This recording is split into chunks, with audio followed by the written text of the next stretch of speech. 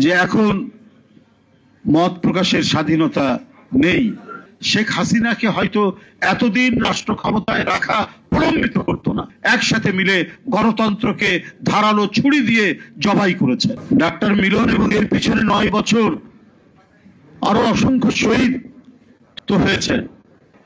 ঢাকা বিশ্ববিদ্যালয় থেকে শুরু হয়ে যে দাবানল ছড়িয়ে পড়েছিল সারা দেশের বিভিন্ন শিক্ষা প্রতিষ্ঠান এবং শহরে নগরে, সেলিম, দেলোয়ার, তাজুল, দীপালি শাহ, শাহজাহান, সিরাজ, জগলু, জিহাদ, কত নাম বলবো, তারা প্রত্যেকেই জীবন দিয়েছেন গণতন্ত্র ফেরানোর জন্য, মত প্রকাশের স্বাধীনতা ফেরানোর জন্য, কথা বলার স্বাধীনতার জন্য, এবং অবাধ এবং সুষ্ঠু নির্বাচন নিশ্চিত করার জন্য।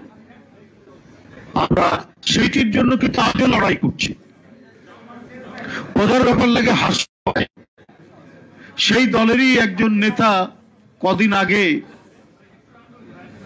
মত প্রকাশের সংকোচনের কথা বললেন, যে এখন মত প্রকাশের স্বাধীনতা নেই। জাতীয় পার্টির প্রধান নেতা তিনি এই কথা বললেন, পরিবেশ নেই। তো ওই আমাদের দেশে যে প্রবাদ আছে, ভূতের মুখে রাম নাম শুনলে যেমন অবাক হওয়ার কথা, তেমনি এখন আমরা অবাক হই। এরা গণতন্ত্রের সবক দেয়, এরা গণতন্ত্র শিক্ষা দেওয়ার জন্য আমাদেরকে নানা ধরনের কথা বলেন এবং বলেছেন। এবং এই যে 15.5 বছরের এক পৈশাচিক দুঃশাসনের যে ভয়াবহ নমুনা আমরা দেখেছি শেখ হাসিনার নেতৃত্বে, তারও অন্যতম সহযোগী কিন্তু ওই দলটি ছিল। ওই দলটি সেই সহযোগী ভূমিকা পালন করেছে। এখন তারা আবার গণতন্ত্রের পক্ষে সবক দিচ্ছে, অথচ তাদের যে কোনো একটি ভূমিকা শেখ হাসিনাকে হয়তো এতদিন রাষ্ট্র ক্ষমতায় রাখা প্রলম্বিত করতো না। স্কিন শুষ্ক রুক্ষ হয়ে যাবে বলে কি বাইরে যাবে না? জাস্ট 1 2 3 4 করো, স্কিনটাকে রিভাইভ করো। বারবার তারা গিয়ে আতাত করেছে হাসিনার সাথে, এবং আতাত করতে গিয়ে নানাভাবেই প্রলম্বিত হয়েছে।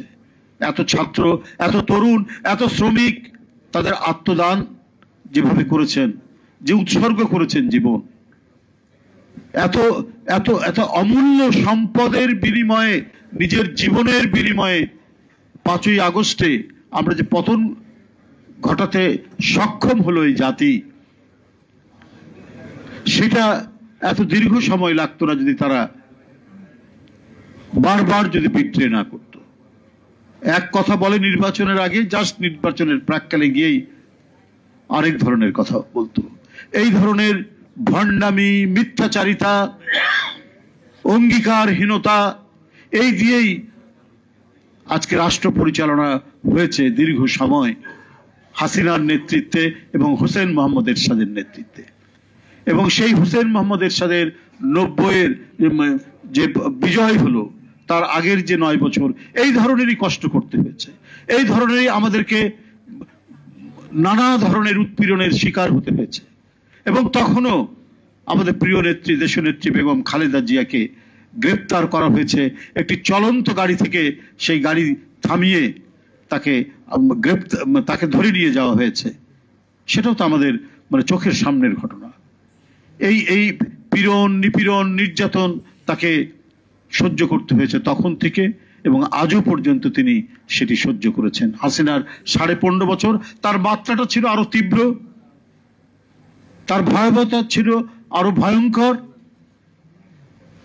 যার কারণে আজকে তিনি অসুস্থতায়, রোগে, শোকে এক পর্যদস্ত অবস্থার মধ্যে এখনো তিনি চিকিৎসাধীন রয়েছেন এভার কেয়ারে। আমি গতকালও বলেছি যে তার এই অসুস্থতা, এটা কৃত্রিম ভাবে তৈরি করা, চক্রান্ত করে তৈরি করা শেখ হাসিনার। তারা চক্রান্ত করে তার খাবারের মধ্যে বা নানাভাবেই, তার ওষুধে, বিভিন্ন ভাবেই, যদি সরকারের হেফাজতে থাকে, সরকার নানা ধরনের একটি মানুষের জীবন নিয়ে ছিনিমিনি খেলতে পারে, সেটি করেছেন শেখ হাসিনা। তো সুতরাং হোসেন মোহাম্মদ এরশাদের চরিত্র এবং শেখ হাসিনার চরিত্রের মধ্যে কোনো পার্থক্য নাই বলেই তারা বারবার পরস্পরের বিরুদ্ধে নানা কথা বলার পরেও একটি চূড়ান্ত মুহূর্তে তারা একত্রিত হয়েছেন, হ্যান্ডশেক করেছেন এবং একসাথে মিলে গণতন্ত্রকে ধারালো ছুরি দিয়ে জবাই করেছেন।